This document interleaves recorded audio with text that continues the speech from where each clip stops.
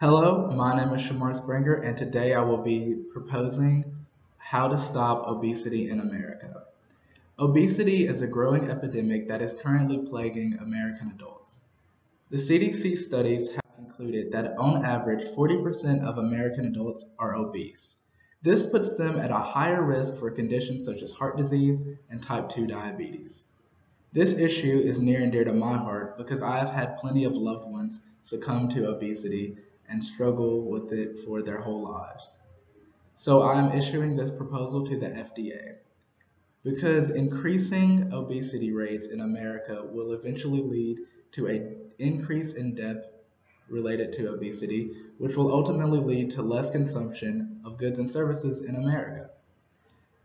This will eventually lead people to stop consuming unhealthy foods which have negative effects on the economy and jobs for people. This leads me to my first proposal, which is better education for people on how to eat healthy financially. To this point, most people do not realize the margin of eating unhealthy to healthy is smaller than we all think. According to POTUS Foundation, the cost for healthy eating versus unhealthy eating is about $1.50 on average more per day. But when you consider the fact that the average family, according to POTUS Foundation, spends $3,500 every year on eating out, here you can see some room in the budget to compensate for the unhealthy eating and to buy healthier foods. Also, not only will households be able to eat healthier, you should save money on eating out also. My second proposal, which is less feasible than the first, but is also a great option if possible, is to have supermarkets and grocery stores and convenience stores put healthy alternatives near their unhealthy ones. For instance, having highly processed snacks such as chips and cookies next to healthier alternatives such as dried fruits and nuts. I believe this would greatly change the perception of adults with children because they would be able to consider a healthier options right there while looking at their kids' favorite unhealthy snacks.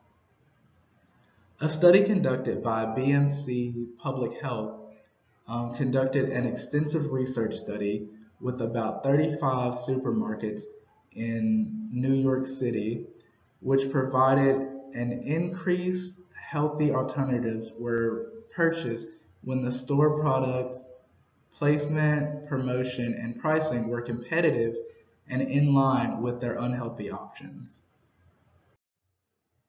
This leads me to my last proposal, which is the least feasible of any of them, but it's to limit portion sizes in restaurants so that there are less unhealthy foods with higher saturated fats. The National Heart and Lung Blood Institute have reported that on average, U.S. portion sizes have increased from by 2 and 3 times as much just over the last 20 years alone. Also, portion sizes to this point are a large contributor in obesity in America. Portion sizes have increased significantly from the average cheeseburger being about 4 ounces to 8 ounces now, and the average soda size being from 6.5 ounces to 20 ounces standard. In conclusion, I believe that these proposals, whether 1, 2, or 3, are implemented in some way by the FDA, will greatly affect America's obesity problem and help slow the rate in which Americans are becoming obese and having obesity-related illnesses.